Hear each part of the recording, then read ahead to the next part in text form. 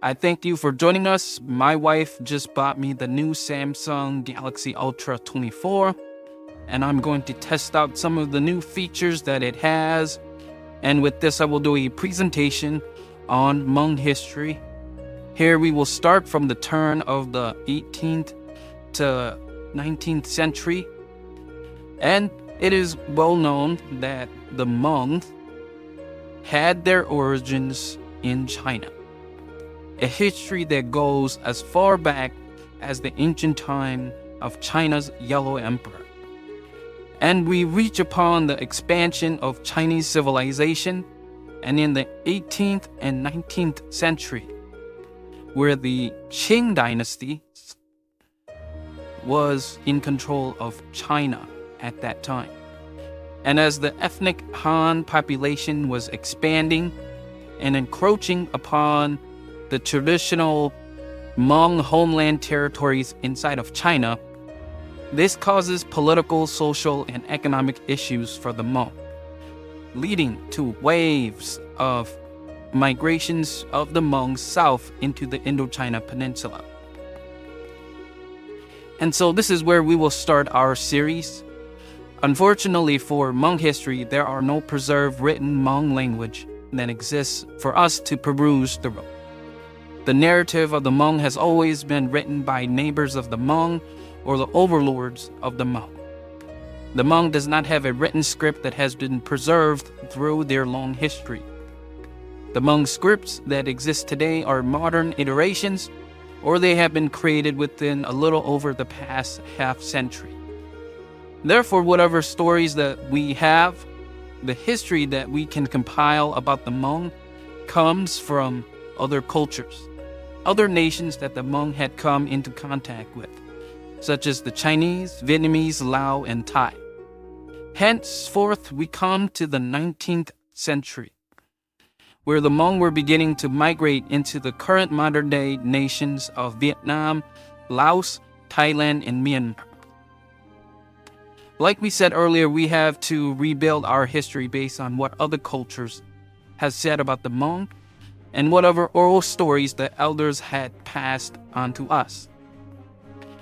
And so one of these oral stories that I wanted to focus on for this series leading up to the rest of the Hmong history that we're going to be going to go through is an oral story that many Hmong elders had about a Hmong king named Vang Pao Coup, who was known as a powerful Hmong king who went to battle against the ancient and hated traditional Hmong enemy, the Chinese. And when Vang Pao Coup lost his war against the Chinese, he was imprisoned, put into chains, paraded through the Hmong villages, and sent off to China to be executed. And so that was the oral story that was passed down through many elders. And so we have been looking at some of the historical records. There are historians that have indicated that this oral story might actually be not just a fable story from the past, but it might be rooted in actual history. And so the supporting evidence provides that Vang Pao Coup, as known to the Hmong, was indeed a king, but he was not a Hmong king. He was actually a king in the Muong Phuan Kingdom, a kingdom in the modern-day nation of Laos, or specifically in the modern-day province of Xiên Quan, as highlighted here. And so when this actual historical king existed, his name was called Dao Noi. Living at this time in the 1830s, the Muong Phuan Kingdom was within the mandala system of governance that existed in Southeast Asia, where there were large centers of power, and then there were smaller centers of power that paid homage to them. So for example, in Southeast Asia, or in this case in Laos and Thailand at this time, The Muong Phuan Kingdom was a smaller power that paid homage to a much larger power, such as the Kingdom of Viet Kien, who in turn paid homage to the regional power in the area, which was Bangkok at that time, or the Kingdom of Siam. And so the borders, the modern day concept of nations and borders and kingdoms did not yet exist at that time period in this part of the world. They had followed a different system of governance and nation-state relations. And so at this time, in the 1830s, King Cao Noi was trying to play off Siam and Vietnam against each other, who were competing for the territories of where modern-day Laos exists today. And as he was trying to play them both off, the Vietnamese emperor called Minh, he invaded Laos, or specifically the Muong Phuan Kingdom, and captured King Cao Noi, took him prisoner, chained him up, and as the Hmong elders said, paraded Cao Noi through the Laotian kingdom of Muong Phuan and brought him back to Hue, Vietnam to be executed. And Hue, Vietnam is further south here, and that's where the famous bumble Hue noodle, bowl of noodle soup comes from. And so this seems to correlate with the Hmong stories of our elders who mentioned that their grandparents or parents had seen an actual Hmong king being paraded through their village by the Chinese and brought to be executed in China. And so at this time, the Kingdom of Vietnam was using the Chinese script and was using Chinese characters to Hmong-ize. And so it seems to corroborate what the oral stories and the actual history was. And so the Hmong had this legend about their king called Vang Pao Coup. And so it seems that it may have been part of a larger historically existing record that exists out there for us to hopefully learn more about as the research comes out. Thus, this king, when he was brought to Vietnam, his entire family was taken with him as prisoners. He had two sons that were also political prisoners.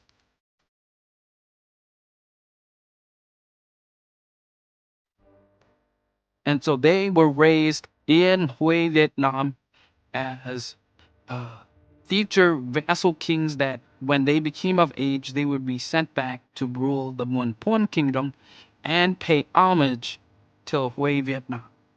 And so the first son, Cao Po, was the king early on when he became of age. When he passed away, the Uparat, or his younger brother, Cao Ung, then became the king from the 1860s to the 1870s. And they grew up with Vietnamese education. When they came back to rule as vassal kings, they brought with them Vietnamese advisors and continued paying homage to Vietnam as they both grew up as political prisoners with strong Vietnamese influences. Thus, I wanted to just highlight this because it will matter a lot when we get further down into Hmong history and of how it relates to the Hmong later and the Hmong political development. And so Cao Ung ruled the Muong Phuan Kingdom after his brother passed away. Then in the 1960s, back up in China, trouble was brewing. There was a newly proclaimed empire that rebelled against the Chinese empire of the Qing. An empire here that called itself the Heavenly Kingdom, or the Taiping. The Taiping Kingdom, as it was known to the West, there had emerged a messiah, a Chinese messiah who was trying to rebuild heaven on earth and to banish the foreigners from Han Chinese soil as the West was coming to China, and China had just lost its first few bouts with the British, and the Qing dynasty was of Manchu ethnic origin, up here from Manchuria. And so it was a tough time in China at this time, in the 1860s. And so this newly proclaimed emperor, the Chinese Messiah, he supposedly received messages from God that he was Jesus' younger brother, and that he was given a mission by heaven to build heaven on earth. And so China was embroiled in this massive civil war with millions of deaths, spanning from 1850 to 1864. And so in 1864, the Taiping and the Qing were battling it out for the future of China, and eventually the Taiping lost, and it collapsed. In 1864, there were huge armies remaining and massive destruction everywhere. Enormous hardship plagued the land, and this led to further migrations of Chinese and other ethnic minorities like the Hmong to continue to flee even more into Southeast Asia. And so some of these large armies remaining after the fall of the Taiping were former military leaders of both the Qing and the Taiping, who once had no more wars to fight in China, and so they fled south into northern Vietnam. And one of these armies was called the Black Flags. And they would cause chaos into northern Vietnam and northern Laos. And so in 1874, about a decade after the fall of the Taiping, these armies were roaming around with semi-official support from the Vietnamese court, and they were essentially just bandits that were plundering the countryside for loot. And so in 1874, for our purposes of our history, the Black Flags invades northern Laos, and they attacked Siêng Khoang City, and they ravaged northern Laos and began looting the lands of the kingdom of Luang Prabang up here in the north, and Siêng Khoang down here where the Muong Phuan Kingdom is located. And soon the Muong Phuan kings tried to fight back the Black Flags. By this time in the 1870s, the Muong Phuan kingdoms had switched their allegiances to Siam, from Vietnam to Siam. And even the king of Siam sent armies into Laos to try to fight back the Black Flags. While the Black Flag armies were destroying and rampaging through northern Laos, we come back to the Hmong story, as we have here in 1878. So a Hmong chieftain by the name of Nhiavue, with his brother Ly Jalao, they assist the Muong Phuan king in fighting off the Black Flags. And so in 1876, the Black Flags gets defeated, and they retreat back to North Vietnam and disappear from history. So we come to 1878 here. The Hmong chieftain Nhiavue and his brother Ly Jalao, they pay homage to the Muong Phuan king at the court in Siêng Khoang. Here, the Muong Phuan king and elderly Chao Ang, he awards Nhiavue with the title of Kaitong, meaning little king or petty king. And so as we go back earlier into our story of King Chao Ang being brought up as a political prisoner in the court in Hue, Vietnam, and coming back with Vietnamese advisors and influence, that is why he uses a Vietnamese title to award services to those that assisted him And that's the titles that he gave, which were Vietnamese titles given to chieftains in King Kaitong's territory, or the Hmong chieftains who came to settle within his territory in the Muong Phuan Kingdom. And so, by this time in the 1870s, the Hmong were coming down from China through Vietnam and started settling around a Hmong in a town called Nong. I'm gonna put it right over here, Nong so you can see it clearly. So, which was also known as the Pond of the Rhinoceros. That's the translation from Lao of what that town was called.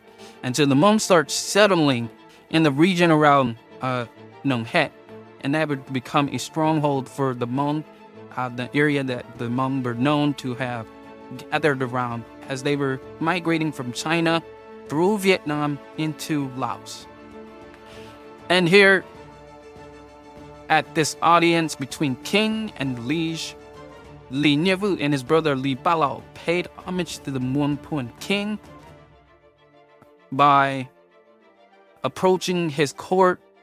After they have done their murder service, the two brothers, as they and their Hmong entourage dress in Hmong black silk shirts and trousers, fashioning Hmong silver necklace guards inside the hall of the Muong Phuan court, they presented the wily Muong Phuan king with an oiled up onyx-styled rhinoceros horn to the king. In Chinese and Southeast Asian culture, the rhinoceros horn was seen as a valued gift, but more importantly for the Hmong, it supposedly brought, with the possession of the rhino horn, it supposedly brought magic power, fortune, and most importantly, prestige. For all the Hmong chieftains at that time, it brought political prestige. And now, that's how Nhiavue got his title as Kaitong in 1878.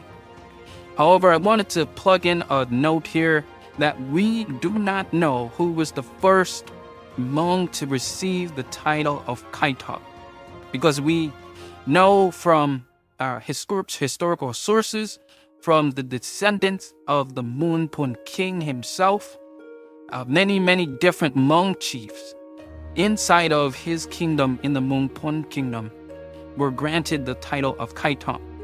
Therefore, Nhiavue was not the first one, nor do we think he's the only, nor do we know that he is the only one. And so I just wanted to plug this in here. As the Muong Phuan king, he anointed many different Hmong chieftains all throughout his territory with the title of Kaitong or Putong, a lower level from the Kaitong, in his area, thus anointing them with different titles as the Kaitong or the Putong, and for services that these Hmong chieftains had offered to keep the peace, to gain new allegiances from these Hmong chieftains that were newly arriving from China and settling onto the Muong Phuan king's territory. And so after we wanted to continue on here. Alright, and so time marches on and we come to almost 2 decades later in 1893. As this time pops up, we are heading into the turn of the century and colonialism is growing globally. Now France comes and annexes the modern-day nations of Vietnam, Cambodia, and in 1893, the modern-day territories of Laos gets incorporated to the French Empire as a colony. Hence, when the French came and tried to consolidate their control over Laos, they demanded taxes to finance their burgeoning global empire.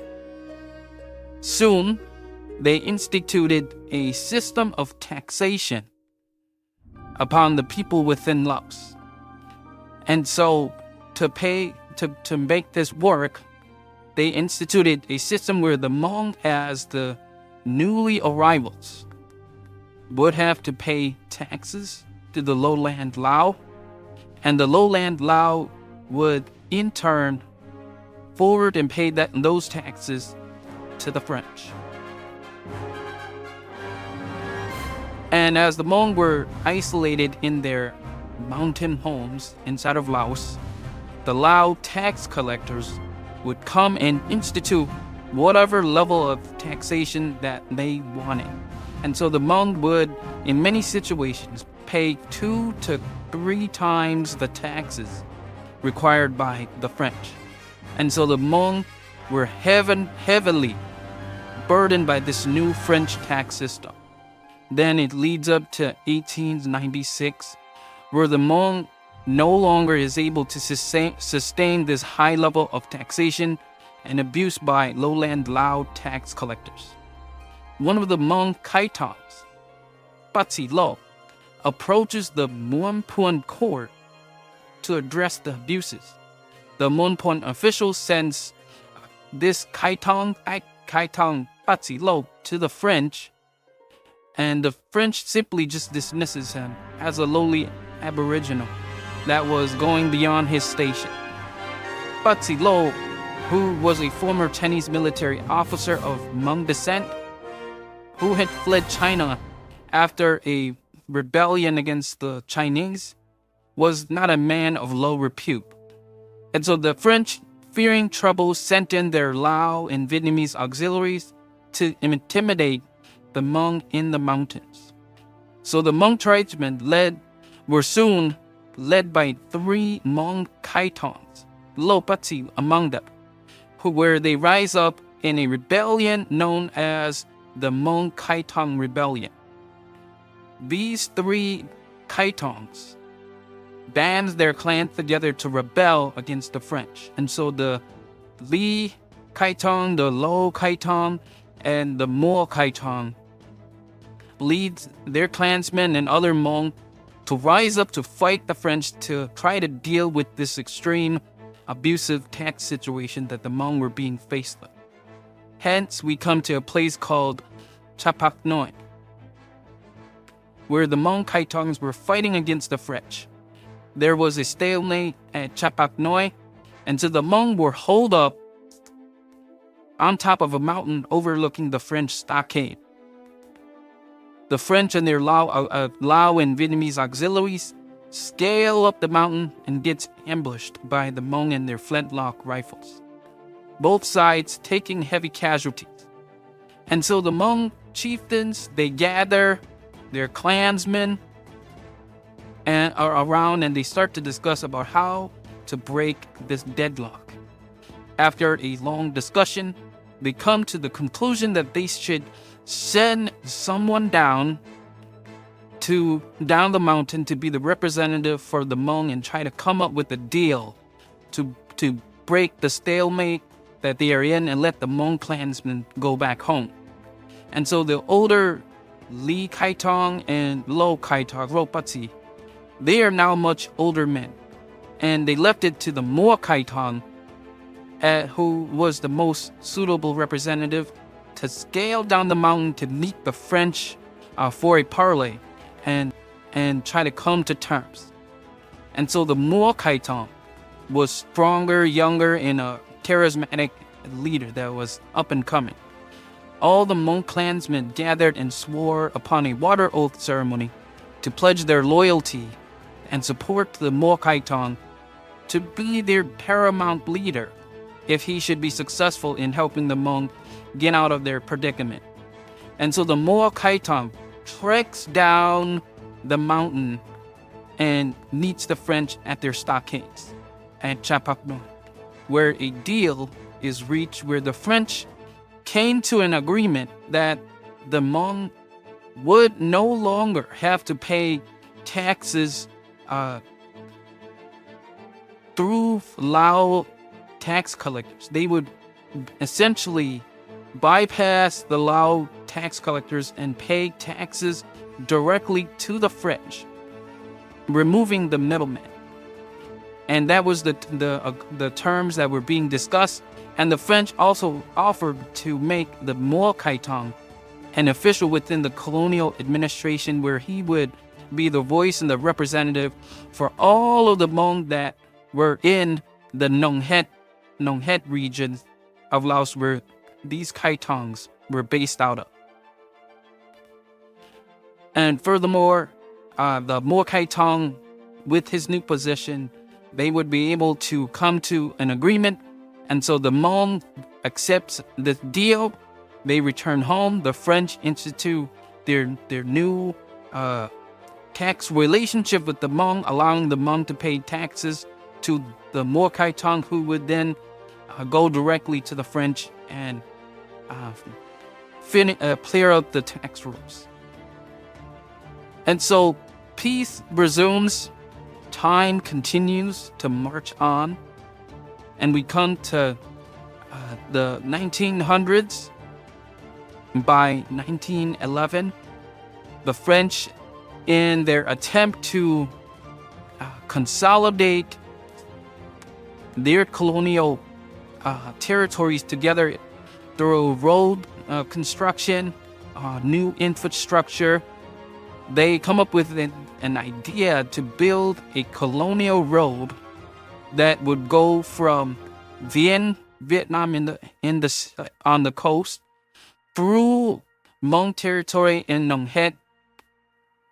onto the Plain of Jars, and to the two royal capitals, the royal capital of Luang Prabang and the administrative capital of Dien. Sorry for my ugly handwriting, but there was a plan to institute a series of roads all throughout French Indochina, and one of the roads was going to be Colonial Route 7. And then by 1911, the Colonial Route 7, the stretch within Vietnam, is completed, and they are at the edge of Nong getting ready to begin the French are beginning to start their construction inside of Laos. And so the French wants to build their colonial road through Nong and the Hmong Mountains. Here, the French, around 1916, a little bit before 1916, they approach the Muong Kaitong, who is a much older man now. And at this time, it's been 20 years since the Hmong Kaitong Rebellion. And so they come to him to let him know that they needed, and they request Hmong corvée labor and Hmong guides help guide the French construction crews and workers through the Hmong Mountains to build a suitable road from Nong through the Plain of Jars. And so this greatly concerns the Muong Kaitong, as he is unsure of what to do. He gathers that this might be an excuse by the French to bring war upon the Hmong again, or he would be personally responsible for whatever happens, and if the Hmong fails to meet their obligation. And so the Muong Kaitong calls a meeting of the Hmong Putongs, which were the Putong is a lower level from the Kaitong, which meant they were essentially village chief. And so at this meeting of the Hmong Putongs, they start to discuss about trying to find a new Hmong leader that would represent the Hmong and deal with this, the Hmong of Nong to the French, as the Muong Kaitong was indicating that he was going to retire and he couldn't and wouldn't be able to do the job satisfactorily, as he lacked the language skills, and he is no longer a young man that is going to be trekking with the French all through the jungles and mountains of Laos and the Hmong territories. Therefore, the Hmong village chieftains, the Putongs, they start their discussion, and they discuss about trying to find and pick a new leader to represent the Hmong. And so they settle upon a young, up-and-coming, charismatic young Hmong Kaitong named Kaitong Bliayao. And Kaitong Bliayao was young, strong, good-looking. He could speak Lao, he could speak Chinese, he could speak Vietnamese, and he could speak with a little bit of French in there. So he was thus chosen as the new Hmong leader of the Hmong of Nong Het to represent the Hmong to the French and to assist the French in getting their colonial road built through the Hmong mountains. And so, just a little bit of background about Kaitong Bliayao. He's the son of Lo Pati, the Kaitong who approached the Muong Phuan court about the abusive tax system that was being implemented by the French. And so Kaitong Bliayao, he becomes the new Hmong representative, the paramount leader for the Hmong of Nong Het. And when he gets his position when he gets elected for his position, he took up his job with enthusiasm and with great work. He builds a strong relationship with the local French administrator, Henri Route, and they actually became blood brothers, initiating a rooster blood ceremony to tie their brotherhood as they were building a strong rapport with each other as the construction for Colonial Route 7 was going through the Hmong territories. And this great work by Kaitong Bliayao brought him money, recognition, reputation, and so he was the rising new man for the Hmong at this time. And then 1918 rolls around. Another trouble brews up north. There is a massive rebellion in northern Vietnam called the Pa Chay Rebellion, or Pa Chay's Rebellion.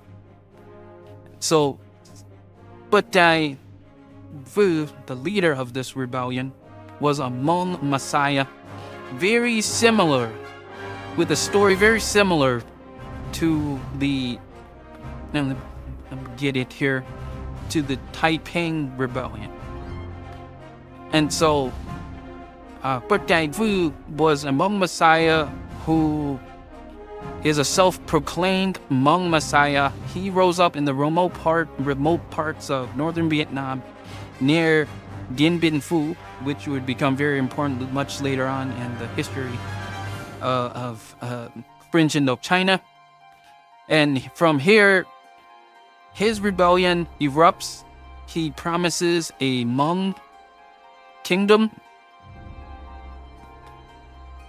claiming that he had been receiving messages from God that there would be assistance of heaven, a Hmong king and a Hmong kingdom would be created for the Hmong, and the foreign devils like the French would be driven out. And so this rebellion erupts. The French sends in their forces. It gets defeated. They fail to dislodge them. They send in more reinforcements, and they finally kick him out of his stronghold near Dien Bien Phu. He flees south, and then he eventually makes his way to the area of Nong Het, where Kaitong Bliayao resides and is the paramount leader for the Hmong. And as Kaitong Bliayao's fiefdom is being challenged, some of Kaitong Bliayao's own family members joins this rebellion. Other Hmong rally to the message that Pa Chay is putting out, as the French is treating the Hmong poorly, the lowland Lao and lowland Thai from up in northern Vietnam here. They still abuse the Hmong, and so the Hmong rebellion consumes all of northern Laos as Pa Chay is making his way into the Nong Het area. And then Kaitong Bliayao, as his leadership is being challenged in Nong Het, he sides with the French to fight against Pa Chay's rebels. Then, with Hmong assistance, the French and followers of Kaitong Bliayao, they crush Pa Chay's rebellion. As this rebellion is being crushed in 1920, the French institute administrative changes. As put by the words of a French priest who witnessed the whole ordeal, the French asked themselves for why this destructive and costly rebellion had erupted and was so difficult to crush. The reason was that the French had ignored the Hmong for too long, and the Hmong needed representation in the official colonial administration. And so changes were coming to the Hmong as the hatred was brewing for a long time, and the French felt that they were failing to see this, and so changes were going to come. And as this rebellion had begun, the fall of Kaitong Bliayao begins. His influence and his reputation begins to decline. And as we go back a little bit, Kaitong Bliayao, he was the best friend to Henri Route, who was helping him work well with the French to build Colonial Route 7. But World War erupts in 1914, and by 1917, Henri Route, he returns back to France to help defend his country against the Germans. And so he leads Kaitong Bliayao by himself, and Kaitong Bliayao has to work with the French alone. The construction work gets harder for the Hmong as it gets further and further away from Hmong territory. And so the French is treating the Hmong poorly, as they already look down upon the lowland ethnic Lao as second-class citizens. And the Hmong, being even of lower status than that, they treated horribly. They treated the Hmong horribly, and so Kaitong Bliayao's reputation was taking a hit from all these development, and the Hmong's anger against the French were brewing in the Nong region, and Pa Chay's rebellion was the spark that erupted for the French, where they were seemingly unable to put it under control. And so with now the rebellion is crushed, the French institutes their changes inside of Laos. The Kaitong title is no longer recognized or being used. They change it to the Tasseng system, where the Tasseng is a sub-district chief that would have been on par with the Kaitong title. But Kaitong Bliayao, he refuses to accept this title, as he reveals that his old title of Kaitong was more prestigious. And so the slow decline of Kaitong Bliayao begins. Then, by 1923, Colonial Route 7 completes. There is a rise of a new man who was a secretary to Kaitong Bliayao on the construction of Colonial Route 7 and in Kaitong Bliayao's business dealings. And this man was named Lyfoung. And as the new man, as best defined by the times, he was not of the Ly blue bloods of the of the old Kaitong Ly Nhiavue that paid homage to the royal court, but he was of a different branch of the Lys. And his father was a late arrival to the area of Nong. But being from this lower ranking and stature, he was motivated and he worked well with the French. He could read and write, and his stock was rising as Kaitong Bliayao's stock was falling. And so eventually, Lyfoung would come to almost overshadow Kaitong Bliayao. And Lyfoung also marries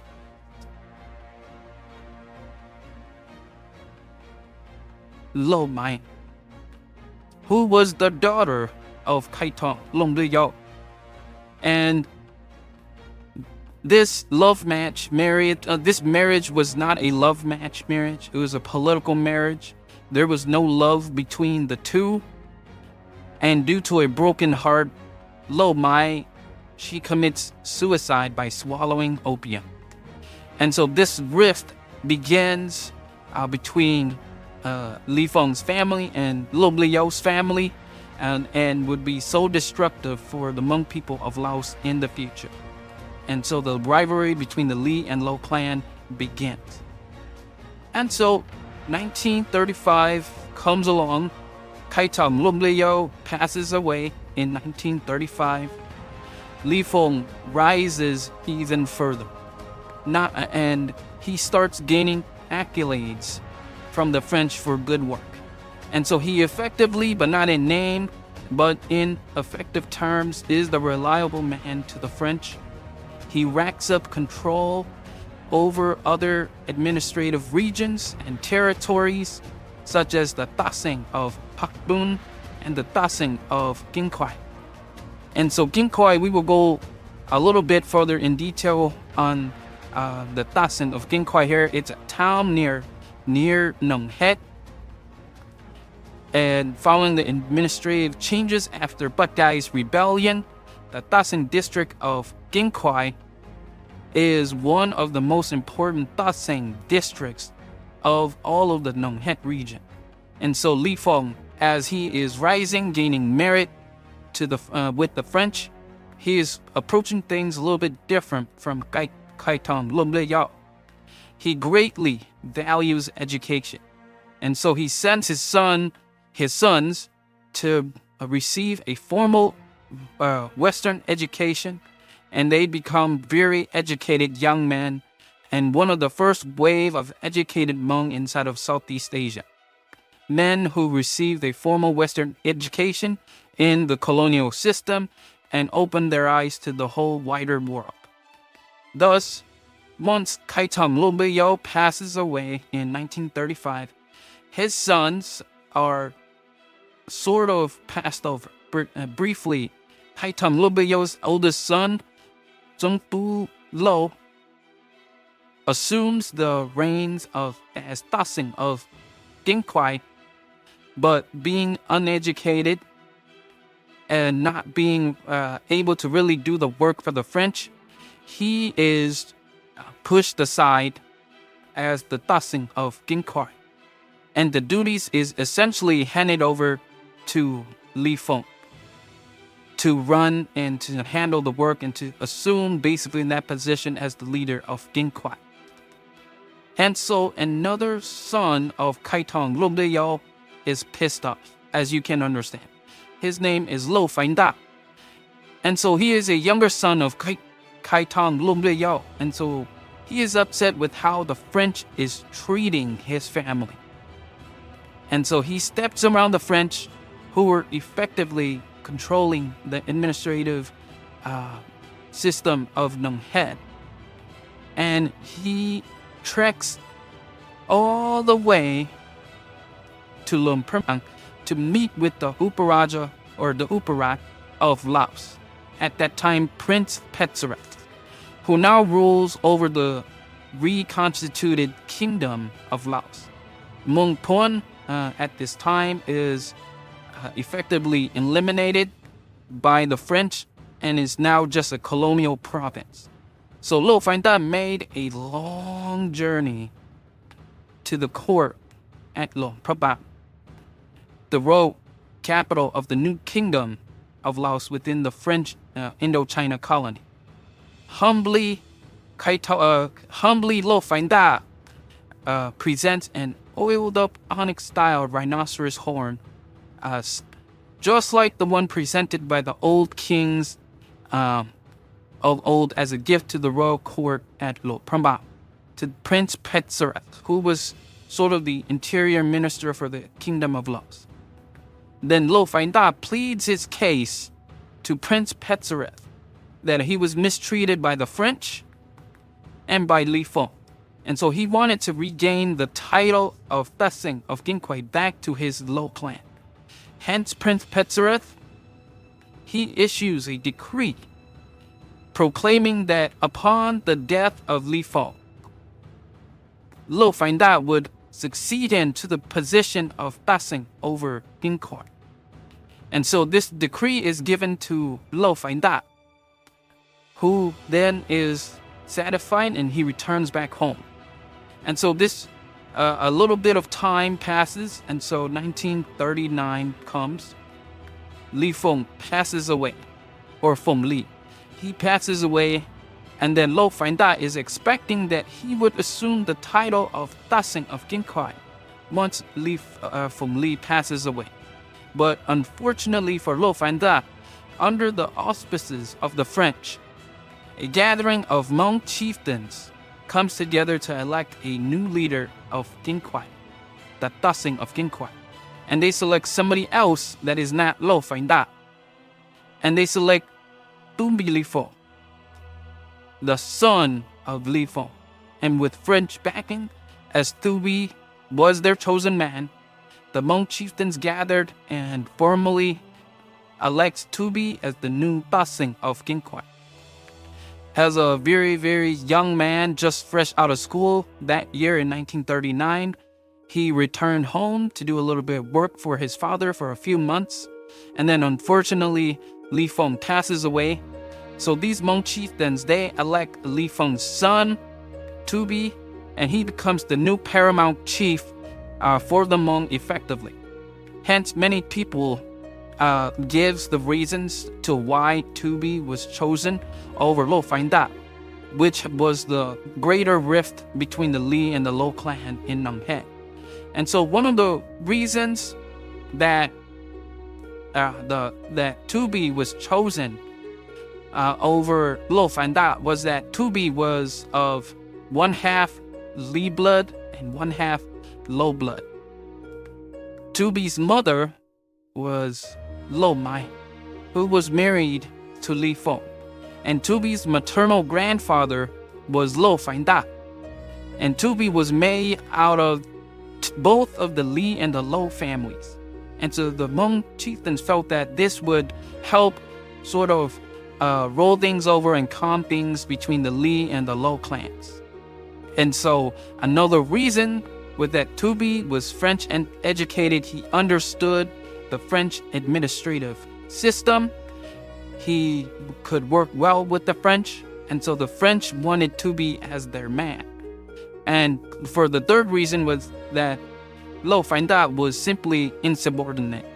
He had tried to bypass the French and went directly to Prince Petsereth to try to receive the title as the next Tasseng.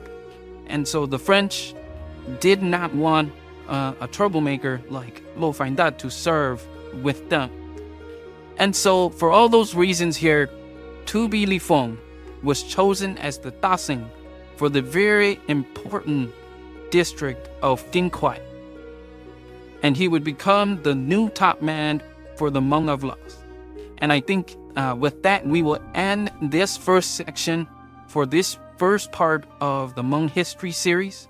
We've taken you from the time of the Hmong starting their migration down from China to the rise of the Kaitongs, to the Pa Chay Rebellion, and with the rise of the educated Hmong, the dispute between the Ly and Lo clan, and the election of Touby as the next Tasseng of Khoai and the new paramount leader for the Hmong of the Nong region.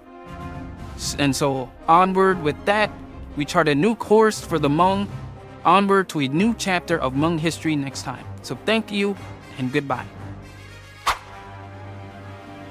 Welcome back to our next following series, to our first series on Hmong history.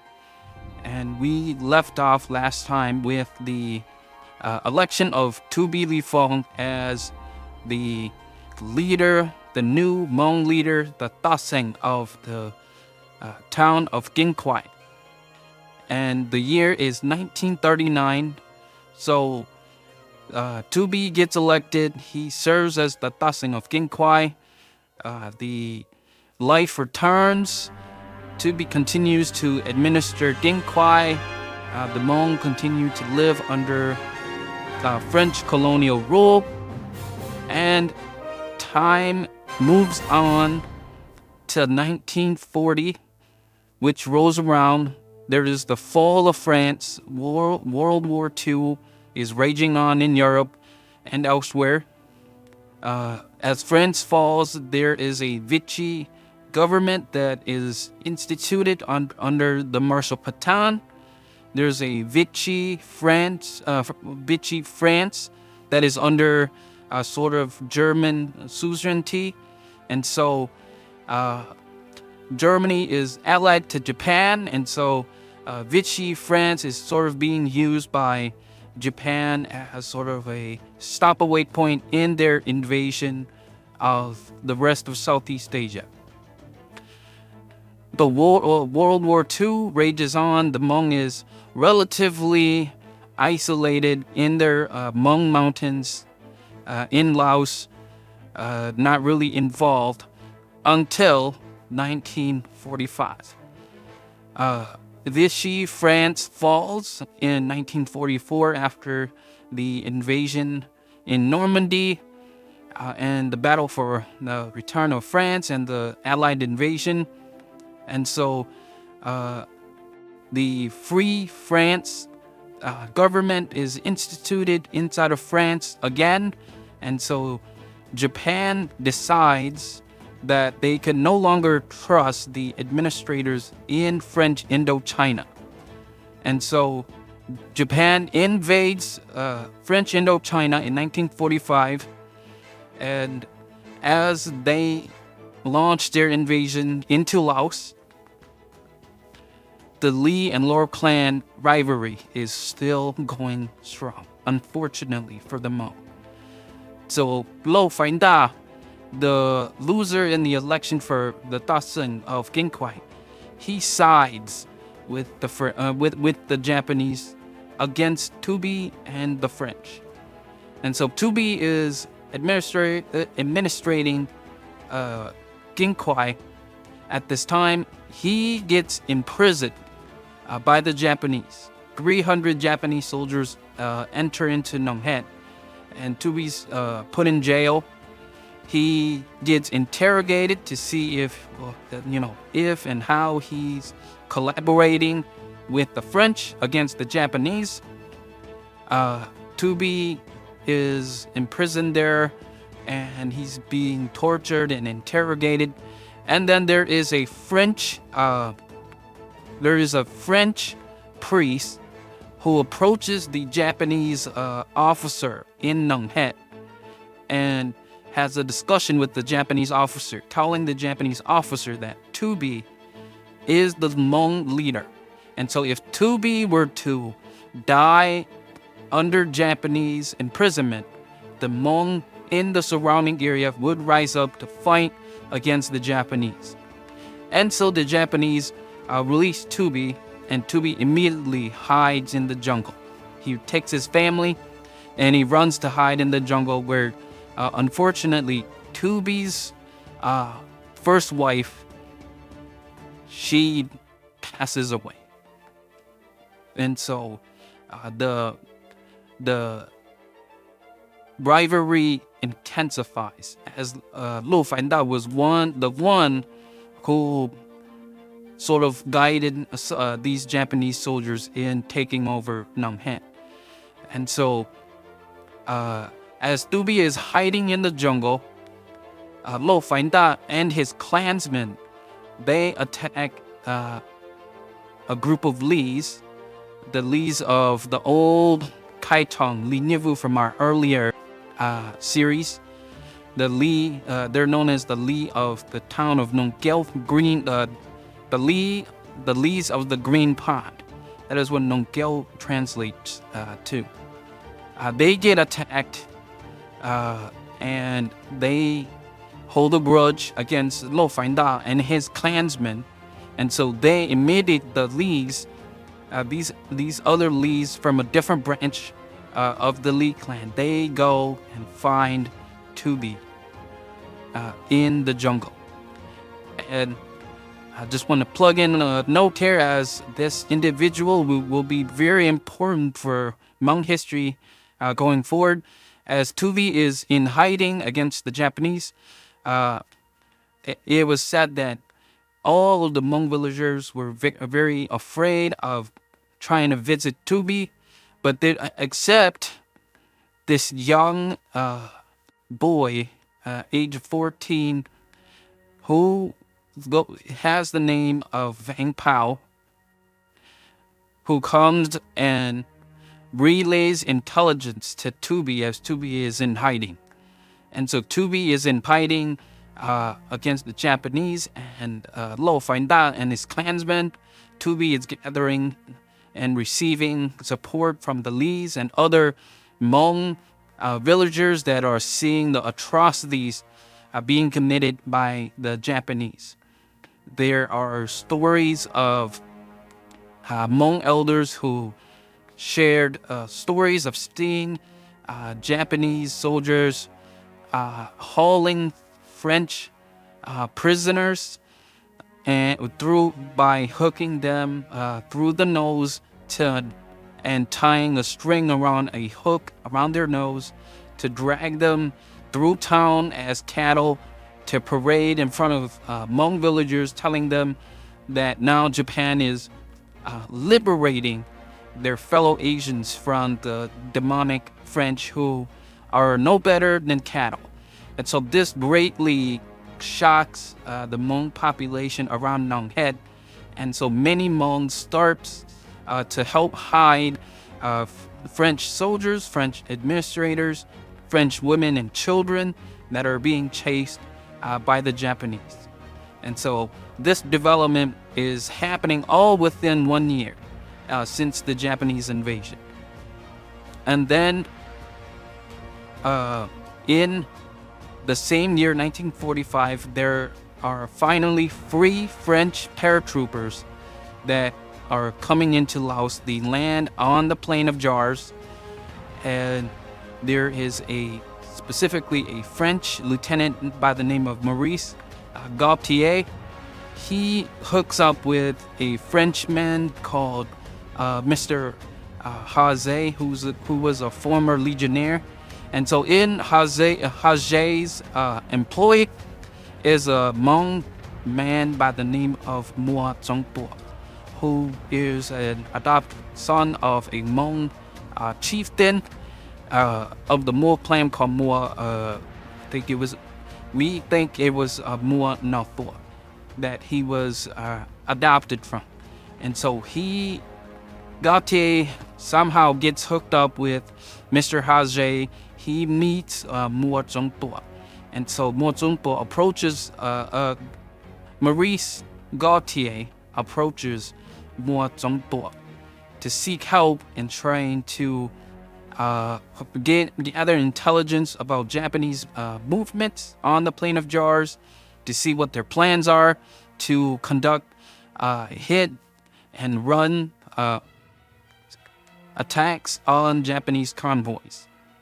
And so Maurice Gaultier, the lieutenant, he meets an inspector by the name of Dozano, who tells Lieutenant Gaultier that he should try to find Touby Lyfoung, a Hmong chieftain in the mountains of Nong Head.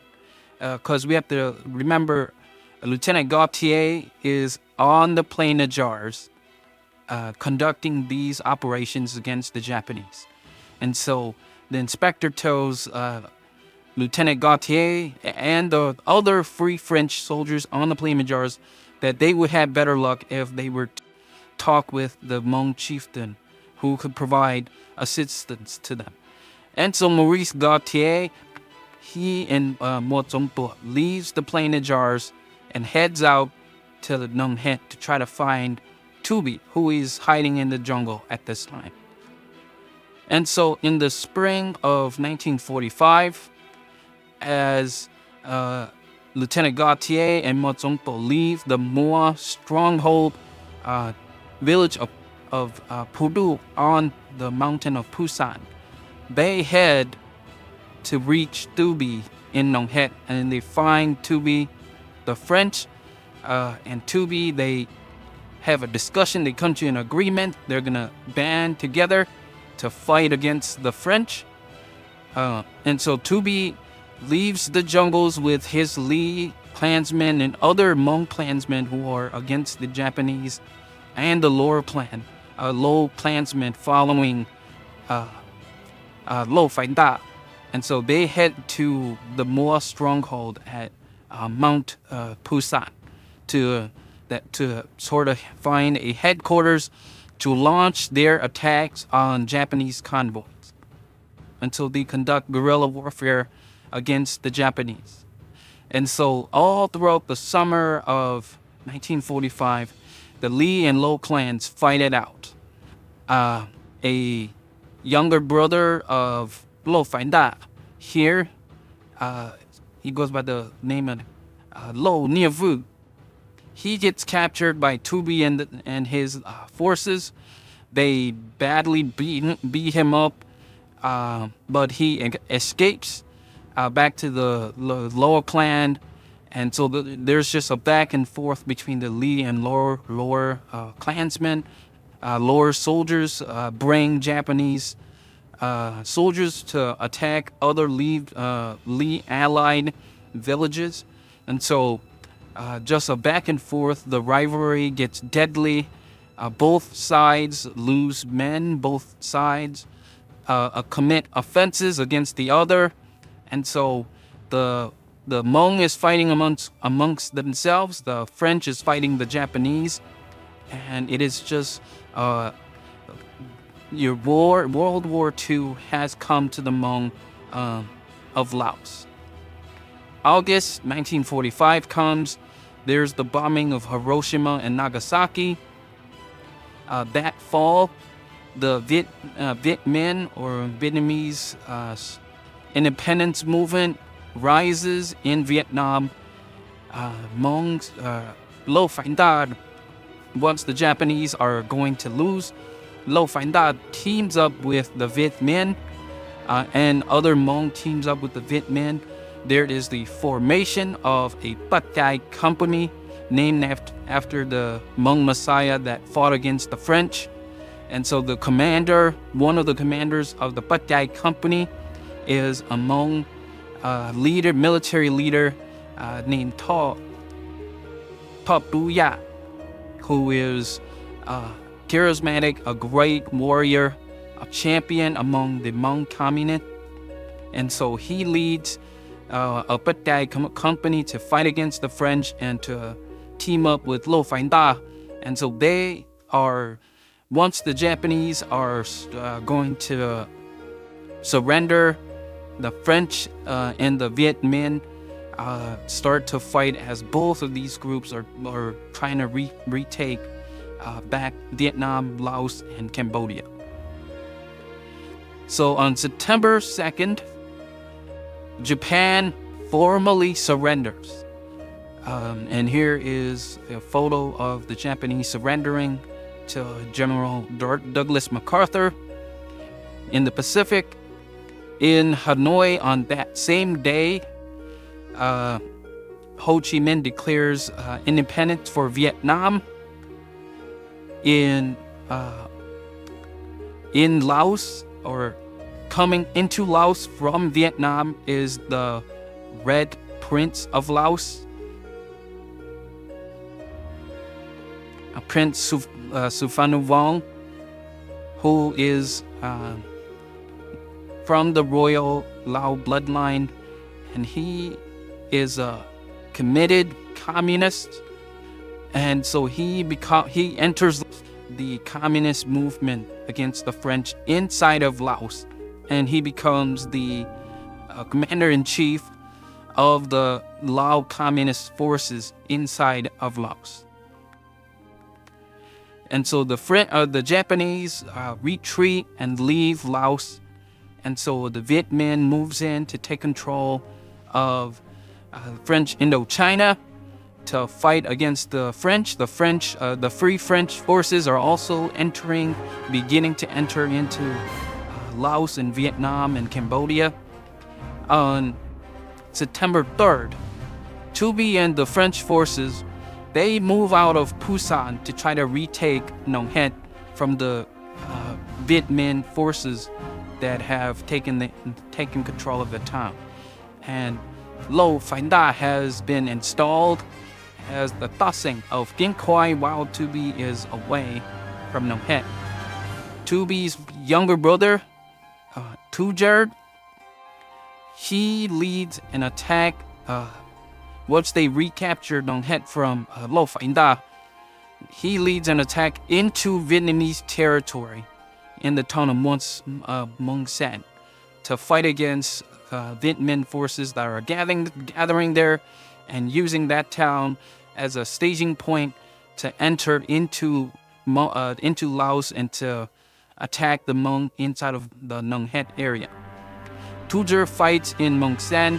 Him and the French forces are overwhelmed, and so they retreat back onto the Plain of Jars. As after September 3rd, Touby and French forces, they attack the Plain of Jars to take over all the towns along the Plain of Jars that are being taken over by the Viet Minh and their Lao Isara allies.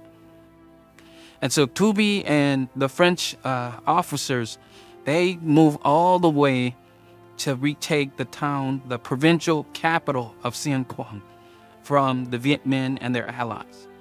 And so they move in, they conduct commando raids, they overwhelm and surprise the defenders, and were successful in retaking Sien Quang from the Viet Minh. On November 10, the Lao King Sisavangvong,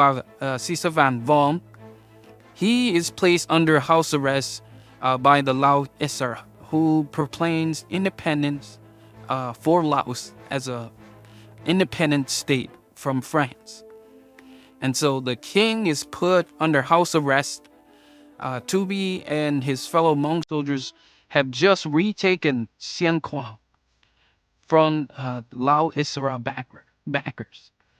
And so they are gathering forces at Sien Quang to try to repel the Viet Minh.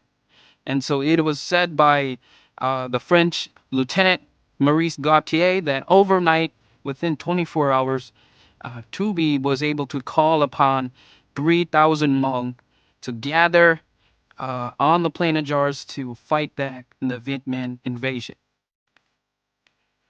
And as Touby gathered his forces in January, Touby prepares to head out off of the Plain of Jars to attack the Viet Minh in other areas.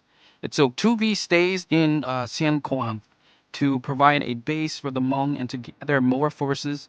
Touby's other younger brother, Toulia Lyfoung, he leads a contingent of Hmong soldiers up north to the royal Lao capital of Luang Prabang to save the Lao king. And so Toulia and the Hmong soldiers, they reach the Lao capital of Luang Prabang. Once they get there, the Lao Isara forces flees at the sight of the Hmong soldiers. And so in China saved the king from his imprisonment in the royal palace. The Hmong soldiers, they dress up a fellow Hmong as the king and they march through town. The Hmong soldiers, they march through town with a fellow Hmong soldier dressing up as the king, while the king is hiding among the Hmong soldiers, and to help take him out of the palace to a better hiding place.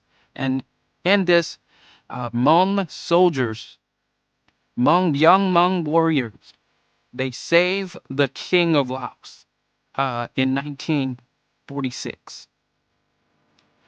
So March 1946 comes around. full forces from France enter back into French Indochina. France declares Laos as a free state within the French Union, with a timeline to achieve full independence.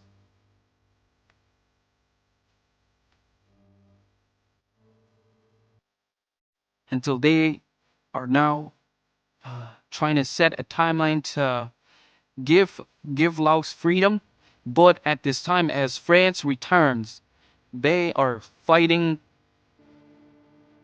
against the Viet Minh,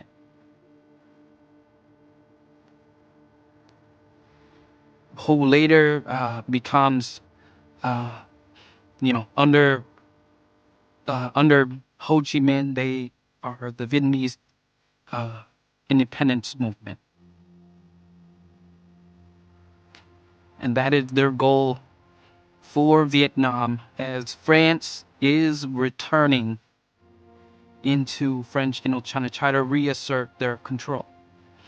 But as the bigger developments are occurring inside of Laos, by September 1946, Laos is back to relative peace as France and the Viet Minh are gearing up for their next bout of fight. So Laos has returned to normal, to peace. The king is reinstated. France takes over control of Laos. The king of Laos and the French, they recognize Touby and the Hmong for their services in fighting the Japanese and also fighting the Viet Minh that tried to take over Laos. And so Touby, in September 1946, Touby is made into the Tao Muong, or district chief of the Hmong. So he had, it was a title of sort of the mayor of the Hmong, but in practice, his reach and his power was so large that any Hmong all throughout of Laos, if they had a dispute or an administrative issue, regardless of where they live, they could make their appeal to Touby, as he was the Tao Muong of the Hmong all throughout Laos, based in Ncuab. Touby's younger brother, Toulia, he would become a member of the National Assembly, or the Parliament of Laos. Toujer would go to work on the King's Council as an advisor.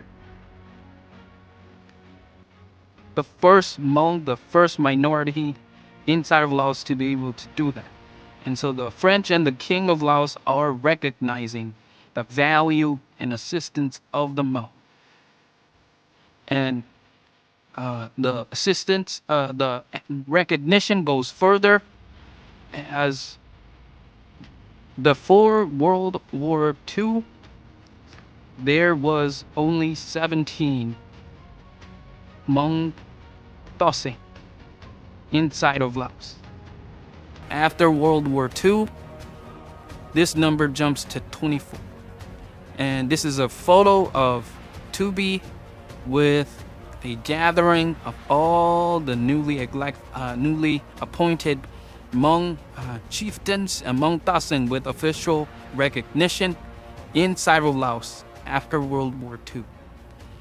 Also, the King of Laos, in trying to recognize the Hmong and the strength of the Hmong, decides to appoint Touby and the old Muong Phuan prince,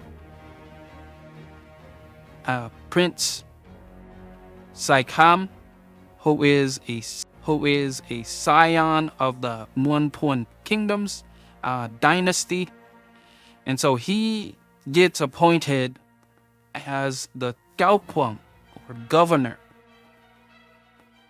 of Ncuab. Touby, the Lao and the French wanted this position to go to Touby, and they did offer it to Touby first. But there was a little bit of concern, a little bit of still remaining resentment among the lowland ethnic Lao towards the Hmong. And so the king, in trying to resolve this pushback, offers Touby the position of the vice Giao. And so Touby becomes not just the Giao of the Hmong, but also the official vice Giao or second man in all of Xian Kuang with national recognition and power. And so Touby becomes the highest ranking Hmong in all of French Indochina. And so 1946 comes, it's November. Touby gets invited to the royal court in Luang Prabang, and Touby gets promoted to the official royal title of Pathet, which basically anoints him as a noble. And so Touby would also be from thenceforth known to all Hmong people as Pathet Touby Lyfoung. And so now he was in the stratosphere of royalty with the Lao royal court. All throughout Laos, he was the highest ranking Hmong. Touby's younger brother Toujer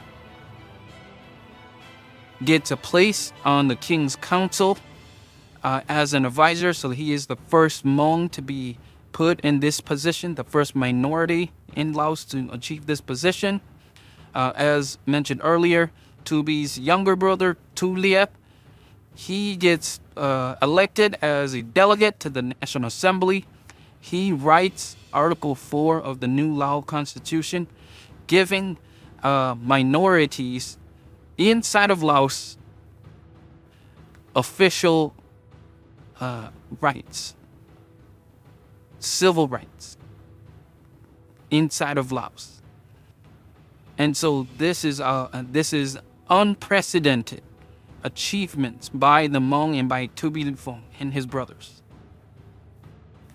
Just to illustrate the strength of Touby, who is now being recognized by French administrator as Le Roi de Miao, so King of the Hmong. And so inside of Laos, Touby is now a national figure with national power.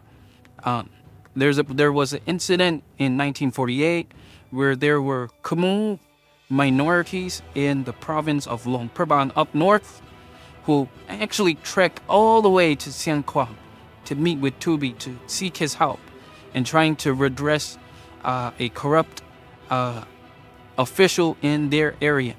And Touby would go to Vientiane and make his plea with the Lao official government and to redress the concerns for the Khmer minority. So he was a champion, not just for the Hmong, but for all minorities inside of Laos. And so, as the Hmong were receiving official recognition and official titles, as the Hmong were moving up, militarily, the Hmong was also getting more professional training. The young boy that we mentioned earlier in a few slides, Vang Pao, he joins the gendarmerie inside of Laos, which is the national police force inside of Laos, which later gets combined with the army of Laos. And so Vang Pao joins in 1946. He enters the National Police School, then the Army Training School to become an officer. And so he is very distinguished while at the school, placing very high categories. And so he is a man of a young student of distinction at the school. And so his star is beginning to brighten, and it will soon rise into the stratosphere for the Hmong. So from after World War II from 1946 all the way to 1954. There is the first Indochina War that consumes French Indochina. The Viet Minh are trying to fight for their independence. The French are trying to establish their control over their former colony. And so a war is just raging on between the communist Viet Minh and the French colonial power. And so we are also entering into the global Cold War as communism is coming into Southeast Asia. So the first Indochina War rages as the Viet Minh is fighting for their independence. 1952 rolls around, going into 1953. The overall commander of the Viet Minh forces, General Vo Nguyen Giap, he comes up with a plan to spread out French forces that are trying to bottle up the Viet Minh into their bases of operation. And so to spread out French forces, he plans for an invasion into Laos by 3 Viet Minh divisions coming to attack inside of Laos to force the French to send in forces outside of Vietnam to protect Laos at this time. So Laos was officially an ally of the French in the First Indochina War. And so the Viet Minh invades with 3 divisions. The Hmong are right in the path of this invasion. And Touby and his fellow Hmong tribesmen fight back the Viet Minh invasion.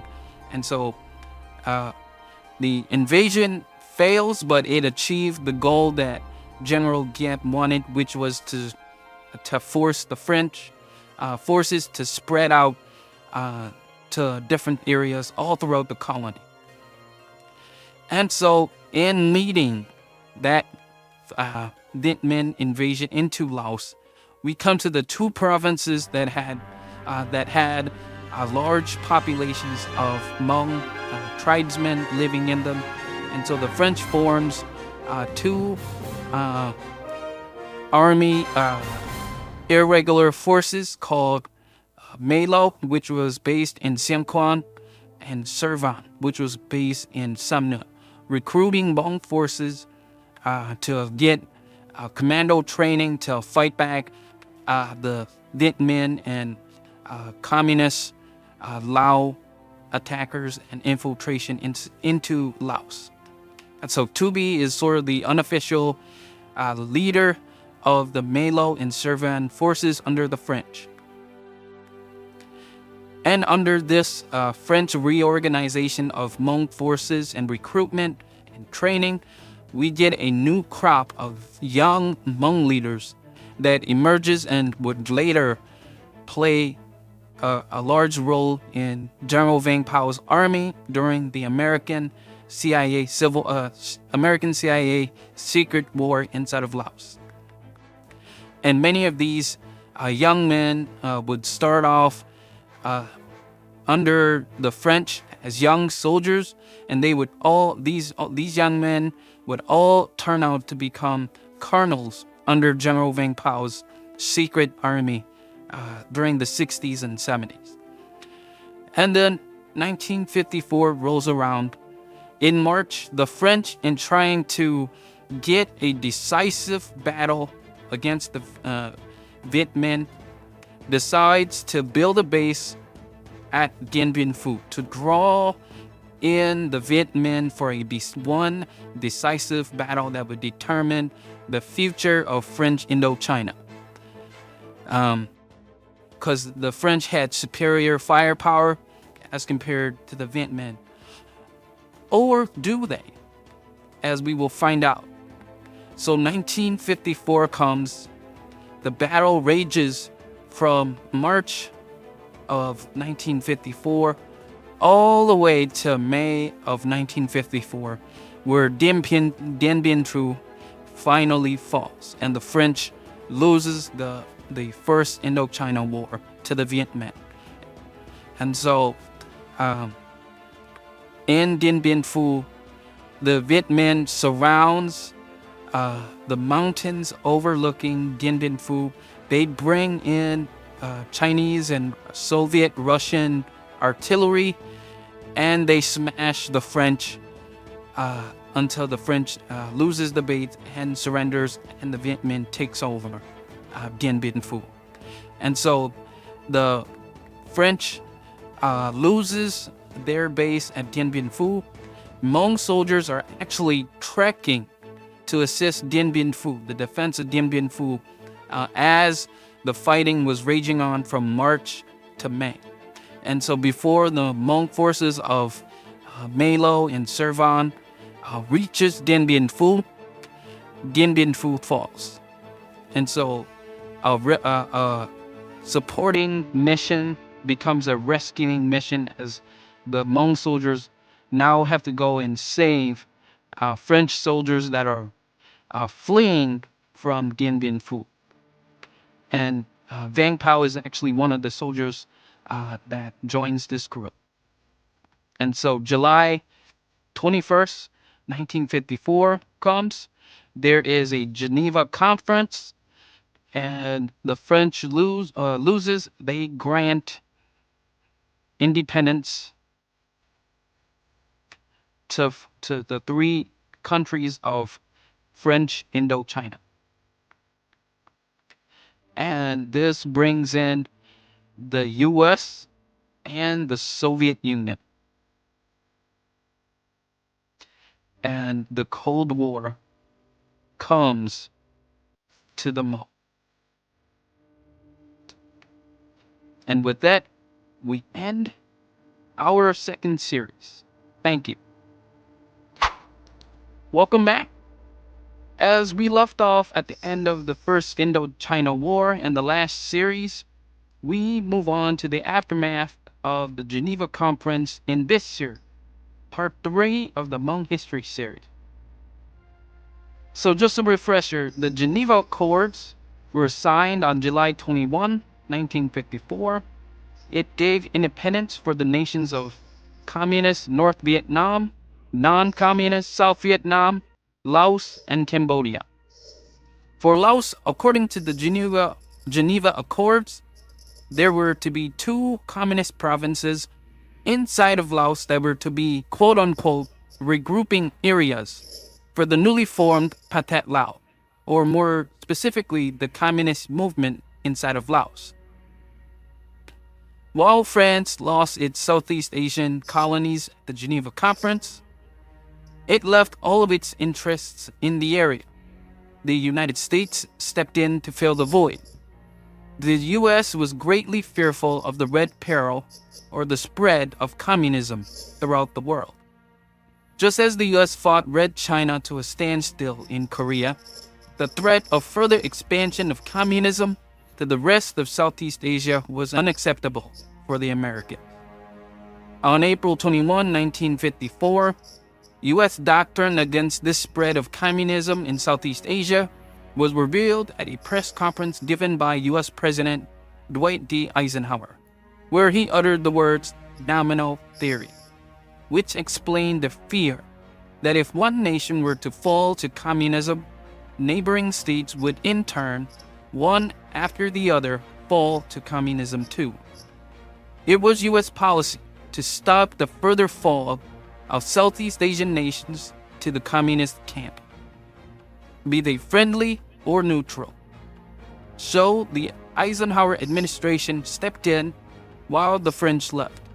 At the start of 1955, before the inevitable storm began between the Cold War giants, both the US and the communists had set their eyes on the former French colonies' newly independent states, all of which were weak and ripe for the taking. According to the terms of the Geneva Accords, France was supposedly obligated to protect Laos against foreign aggression and they were to train the Lao military. Also, all foreign troops were forbidden to enter Laos, and foreign bases were not allowed within the country either. Obviously, now the US could not enter Laos militarily to prop up the failing state of Laos, and the Americans knew that in Phong Sali and Semnia provinces in the north and east of Laos, the quote-unquote regrouping zones for the communists had allowed the Viet Minh to have a foothold to infiltrate in teams of advisors into Laos to train and recruit for the Pathet Lao. This was an unacceptable situation for the US to do nothing.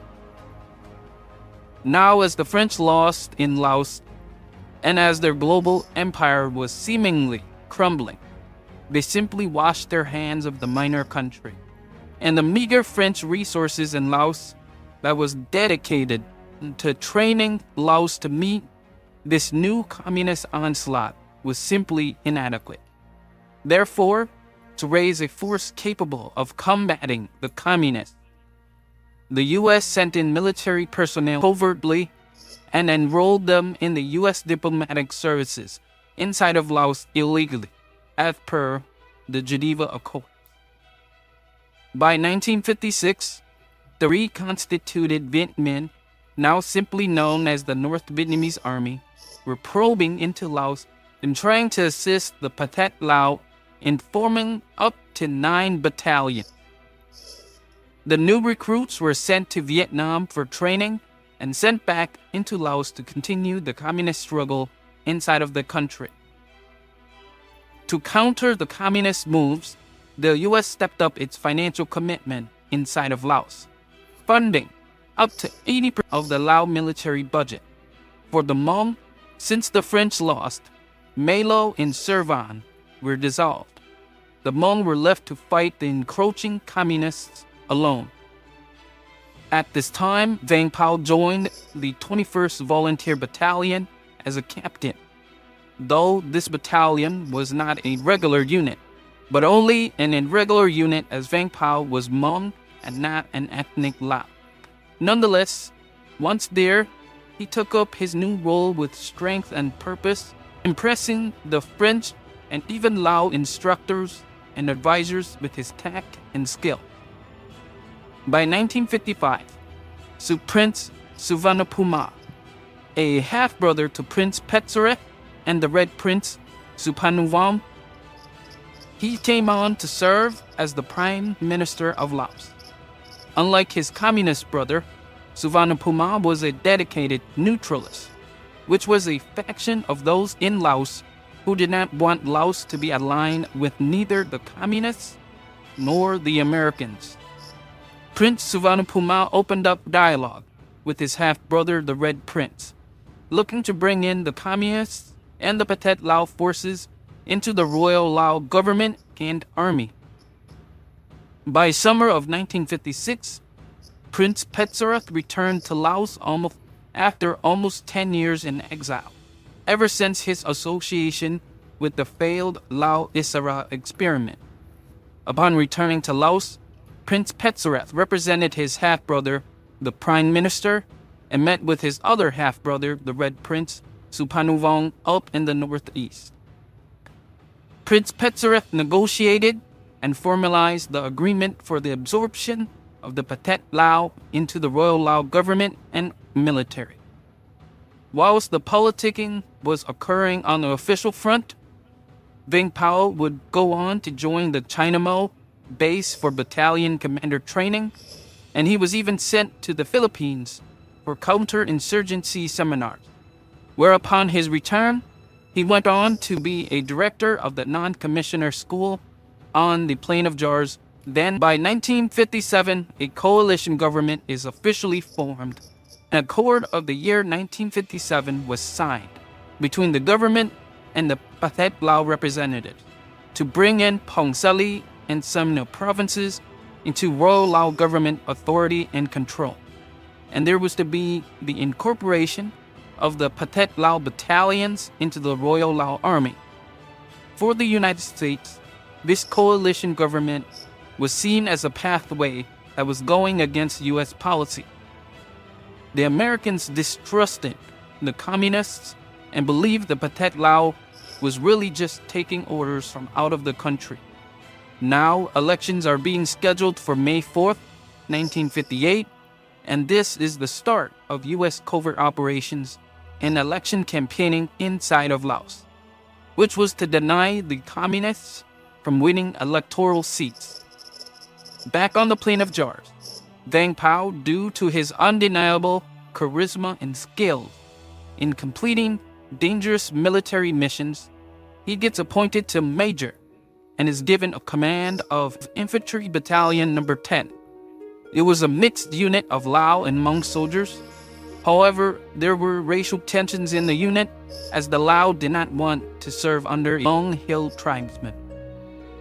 Meanwhile, the election for the National Assembly was underway, and the Pathet Lao's major talking points on the campaign trail was to blame corruption on the Americans, who was blatantly buying votes. As the election results rolled in, the Pathet Lao won the election, securing the most votes, winning 13 of the 21 newly added seats to the National Assembly's original 44 seats. Now, the Pathet Lao had enough votes to deny Prince Suvarnabhumi the ability to form a government.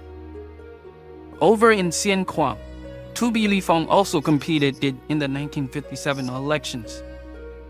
He ran in Ncuab province to join the National Assembly as their new deputy. He defeats the communist candidate, a younger brother of Lo Phai Da, and this candidate's name was Lo Pho. Touby wins the election handily and joins the National Assembly, one of the few spots that the Pathet Lao did not win the election in. Back in Vientiane, the U.S. fearing further communist gains, the Americans, in trying to wake up its Lao supporters in the government, they would go on to cut off all U.S. aid to Laos in June.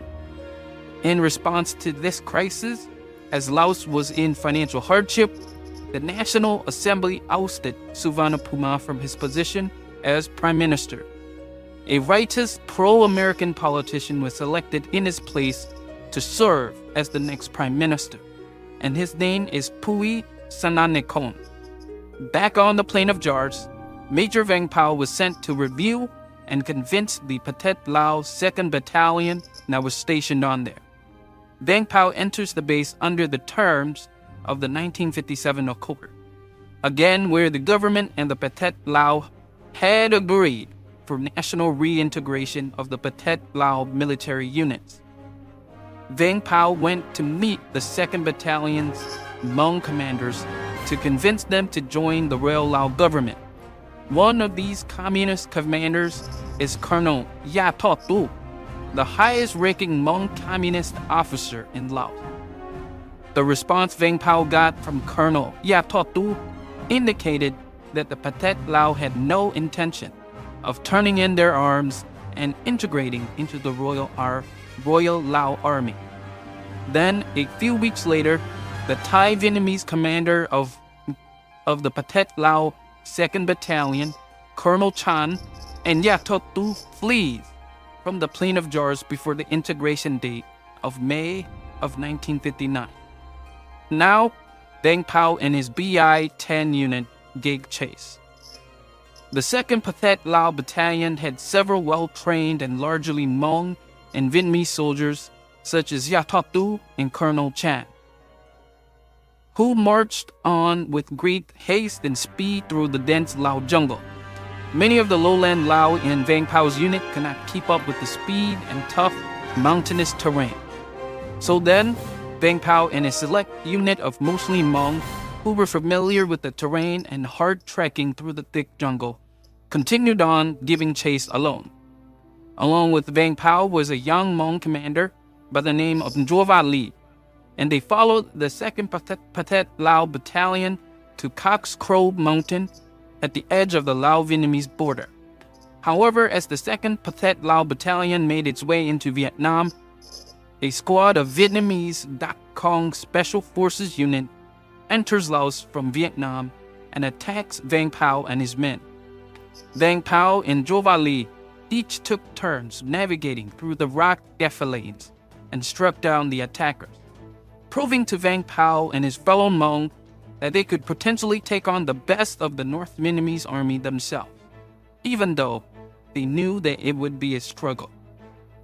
Nonetheless, the 2nd Pathet Lao Battalion escaped and was followed by another Pathet Lao Battalion that was stationed at Sien Nung at Luang Prabang Province, who in turn fled into Vietnam. The planned reintegration of the Pathet Lao forces was a failure. They never had any intention of coming into the fold. They were buying time for other selfish plans.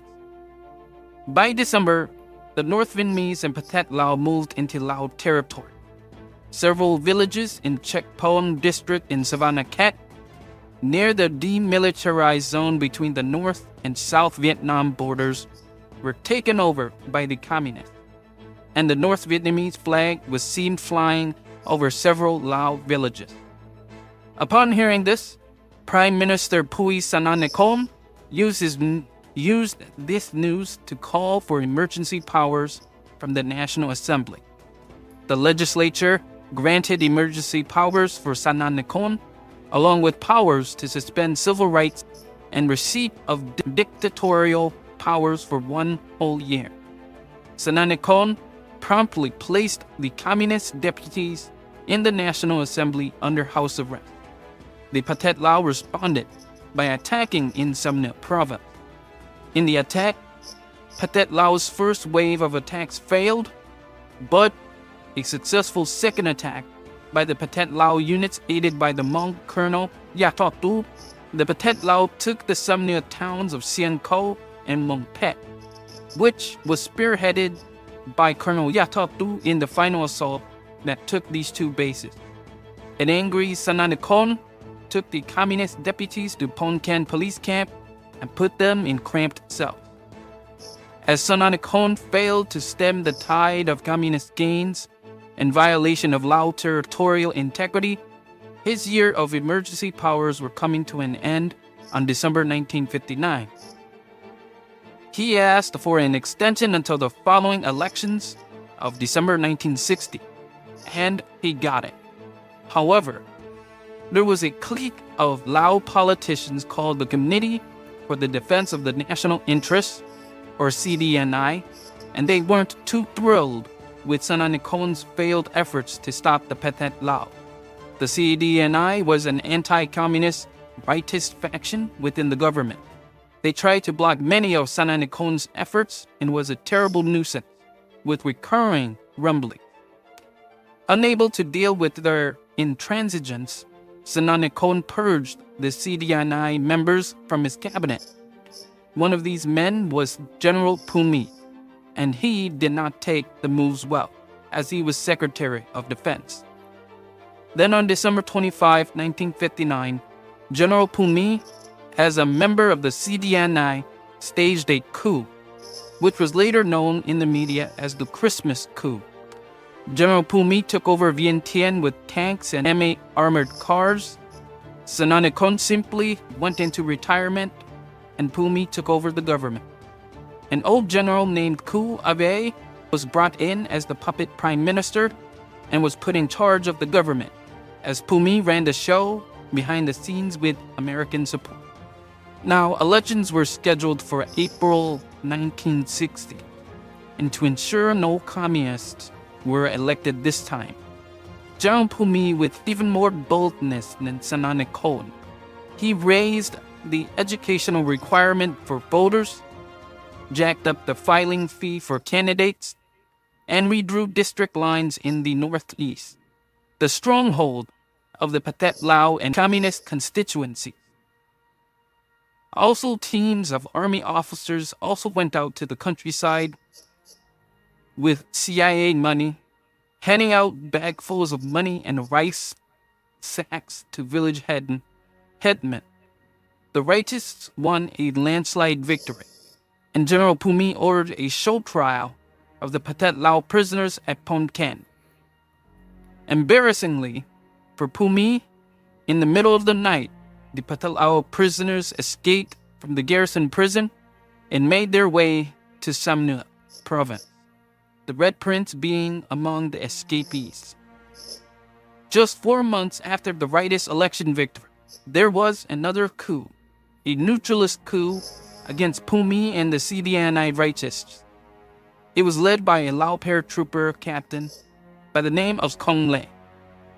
On August 9, 1960, Kong Le's troops led a bloodless coup while Phu My and his government officials were away at the royal capital of Luang Prabang for a ceremony with the king.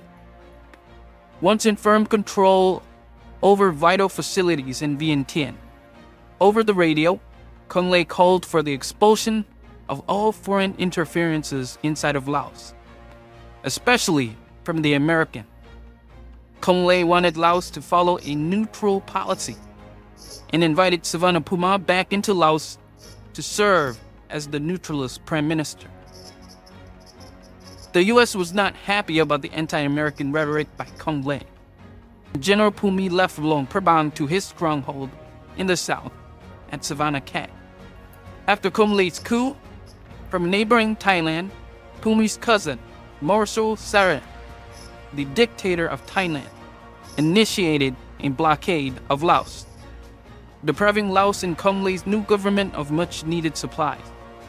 Kong Le immediately turned to the communists, who were more than happy to assist and gain a greater foothold inside of Laos.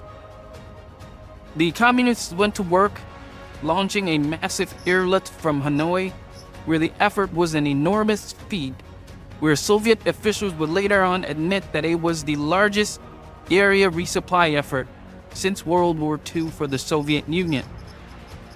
The Pathet Lao, along with their North Vietnamese allies, prepared to move back on the offensive inside of Laos. The Soviet Union was also looking to open up the first Soviet embassy inside of Laos in September of 1960. In the mountains of Sam Nua, with Soviet arms and NVA advisors, the Pathet Lao moved to attack all remaining Royal Lao government facilities. The Royal Lao governor of Sam Nua was captured and executed by the communists. Hmong villages on the way were attacked and burned. Hmong refugees from Sam Nua flooded into Siêng Khoang province. Vang Pao, seeing his fellow Hmong fleeing into Siêng Khoang in desperate straits, decided to act.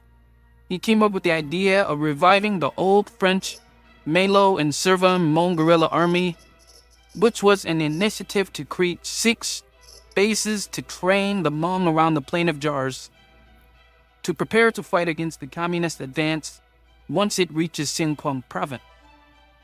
Vang Pao was to revive Malo Servan without outside support. The French were now gone, and therefore the Hmong had to defend themselves from the communists.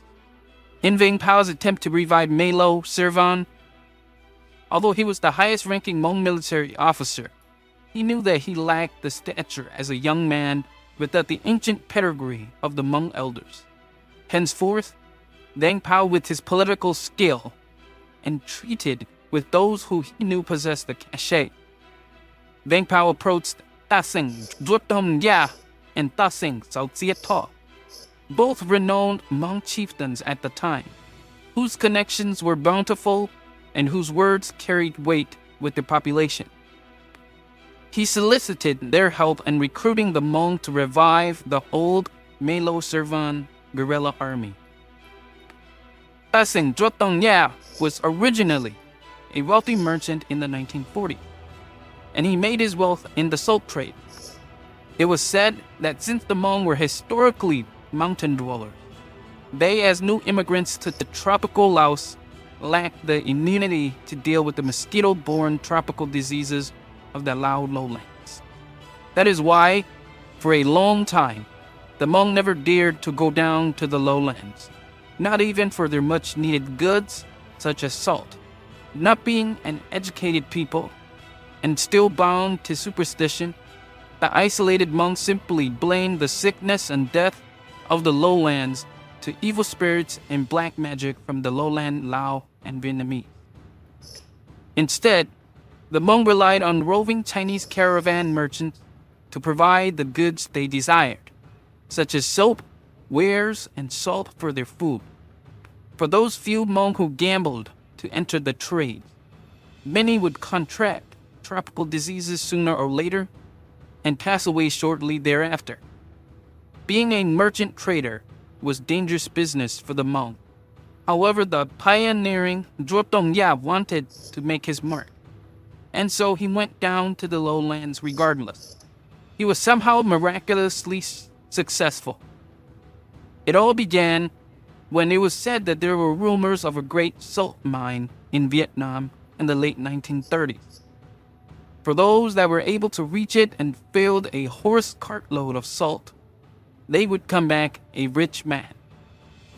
Nhiavue dreamed of reaching this salt mine, and so he loaded up his baskets, a few bars of silver, and readied his horse, and headed down the mountains and turned east towards Vietnam into the unknown.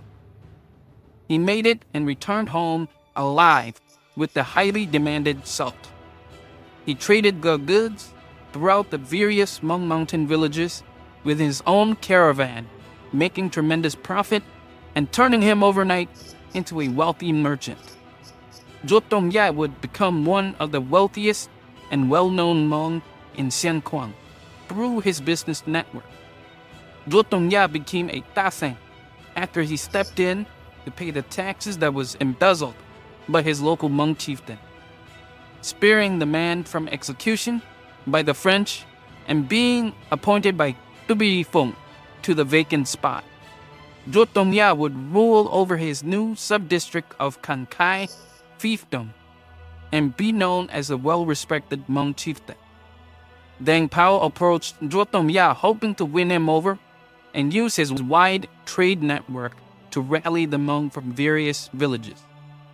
Another person Vang Pao reached out to was Tasseng Thao, who was based at Lauj, a town Touby and the other Hmong chieftains were trying to build into a Hmong sanctuary and model city for future Hmong generations.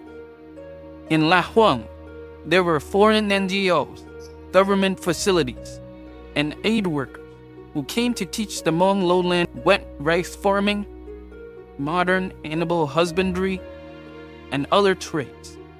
Hmong children went to school in droves at Lauj, and modern hospitals were open to provide vaccinations and birthing centers for young mothers. There was even a Corsican restaurant called the Million Elephants, providing posh dining for the modernizing Hmong and visiting dignitaries and foreign workers. Lauj was transforming into a modernizing city on the Plain of Jars, and Touby and his government earmarks for Xianquang helped turn Lauj into a place of hope and tranquility for the Hmong, and it was meeting Touby's hope for a brighter future for his backwards Hmong. For the following month after the communists started coming after Hmong villages in the north and east, the town of Lauj swelled with refugees. Tasseng Thao was an early transplant to Lauj.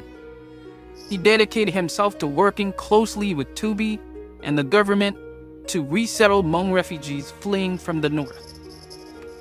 Tasseng Thao was instrumental in resolving disputes that erupted among various Hmong clans and the diverse dialectic groups of the Hmong, especially since now the Hmong were cohabitating closely as opposed to being isolated to distant mountain villages.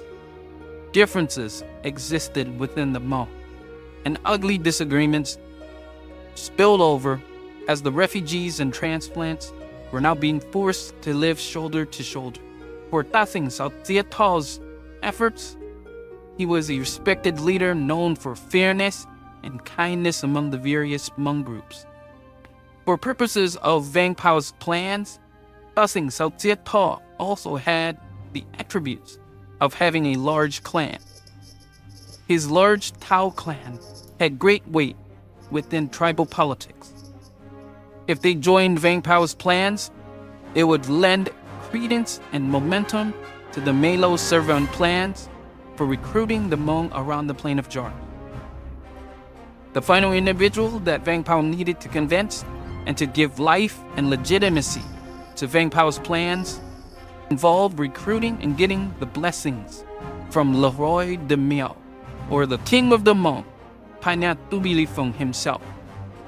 It was legend that Vang Pao had to employ a famous Hmong shaman, Ya Xiao Ya, to call the spirits of Touby's ancestors to bring him to the Hmong on the Plain of Jars, and render his heart favorable to Vang Pao's plan.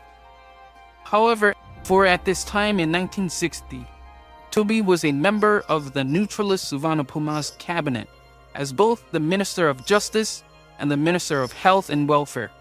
Officially, Touby was a neutralist and he backed Suvarnabhuma's policy of not getting Laos embroiled with the Americans nor the communists. However, once Conley got more and more involved with the communists, Touby resigned from Suvarnabhuma's cabinet.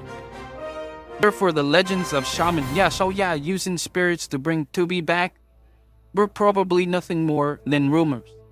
For Touby was delighted to hear of Vang Pao's plans. Touby promptly took a plane to the Plain of Jars to meet the Hmong leaders and warriors from all throughout Xianquang gathered at the Xianquang City airfield. As per Vang Pao's plans, Hmong leaders and warriors from all throughout Xianquang gathered at the Xianquang City airfield. Vang Pao, Touby, Duotong Ya, Sao Jiet Tho, various other Hmong chieftains, and Prince Dao Saikam of the Muong Phuan household came and met at a government shack that stood for a community center.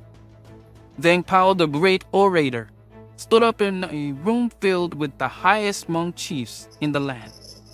Vang Pao spoke with passion and animated arm movements, speaking about how the Hmong needed to rise up, to rise and fight for their homes, no more running from the communists.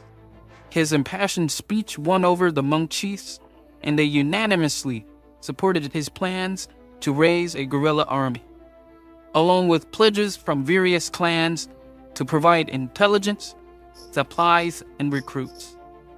Back at the Xianquang City airfield, Vang Pao, Touby, the Hmong chiefs, along with Prince Dao Saikam, stood and received blessings from shaman Ya Xiao Ya. As he spoke words of offerings at an altar where 2 steers, a black and a white bull, were placed. These were offerings to the Hmong ancestors to bless the Hmong and their new project. At the close of the ceremony, Prince Dao Saikam approached Touby to lobby him to seek an alliance with Pumi in Savannah Cat and bargain for Xianquang's future autonomy. It was a great time as war was coming, and Dao Saikam believed the Hmong and Xianquang had much to offer the fighting faction. Once the ceremony ended, everyone returned to their homes and prepared themselves for the upcoming fight. Touby went to meet with General Pumi to offer Hmong support in exchange for arms and for the Hmong and Xianquang province to receive extra consideration in any future government.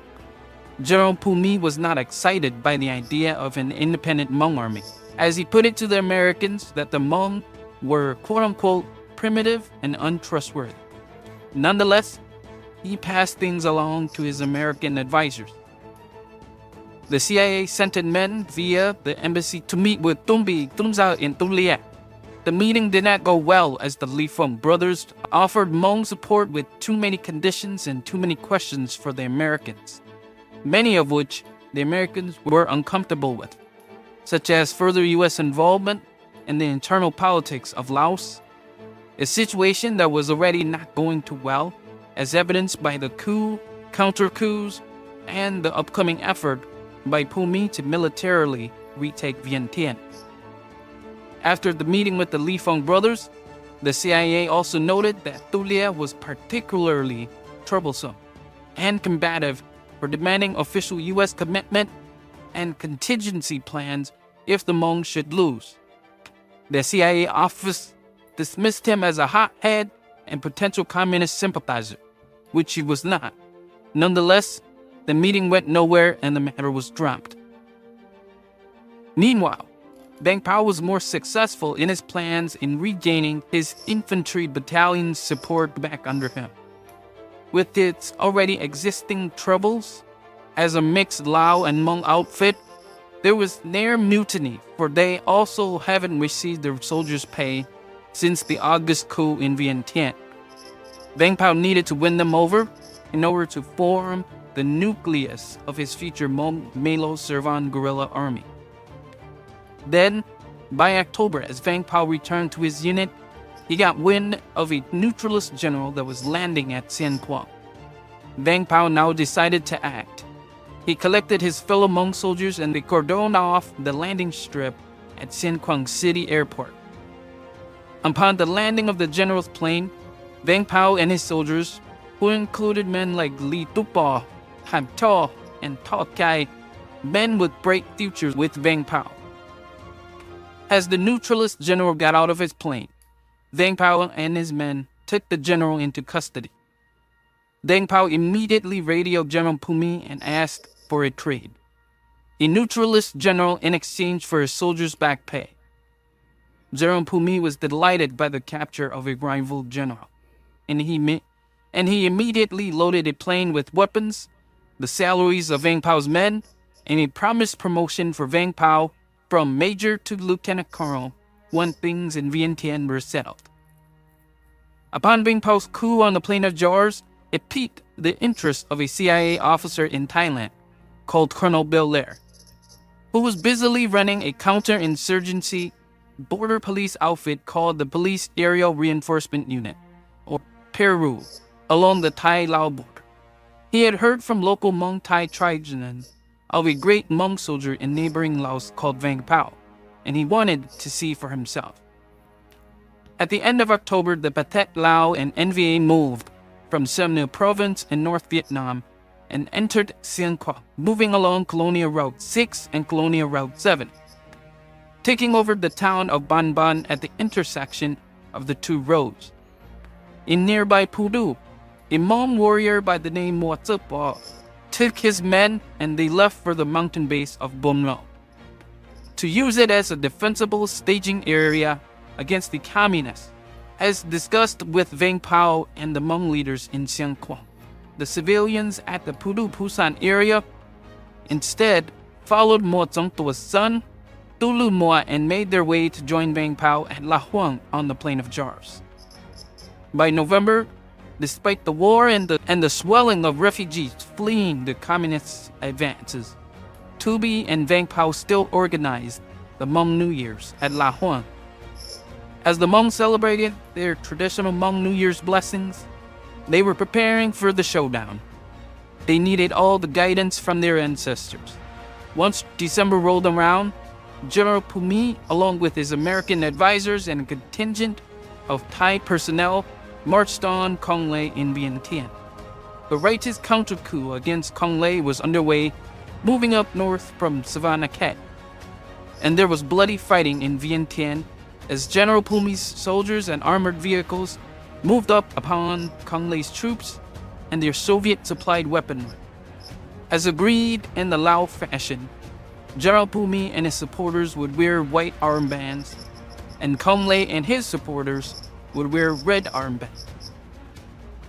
It was reported by the media afterwards that civilians bought armbands of both colors and rotated between the two as the tide of battle over 3 days were in the balance.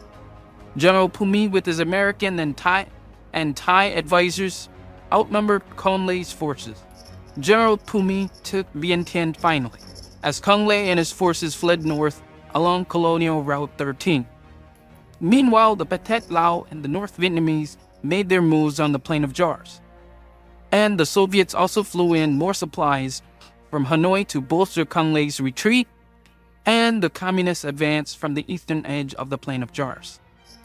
The Americans and Pumi, fearing that Kong Lei was making his way towards the royal capital of Luang Prabang, sent in reinforcements to the north, blocking the path along Colonial Route 13. However, Kong Lei, upon making his way towards the town of Salapukun and being joined by local Pathet Lao forces, Kong Lé turned east and headed towards the Plain of Jars along Colonial Route 7. It was evident that Kong Lé was planning on joining the communists coming from Ban Ban. As Kong Lé's forces made their way onto the western edge of the Plain of Jars, a Hmong soldier by the name of Han Thao laid landmines and felled trees to stop the advance of Kong Lé's column of neutralists in Pathet Lao. Their combined forces overran the Hmong and Royal Lao army positions at Muong Sui on the edge of the Plain of Jars.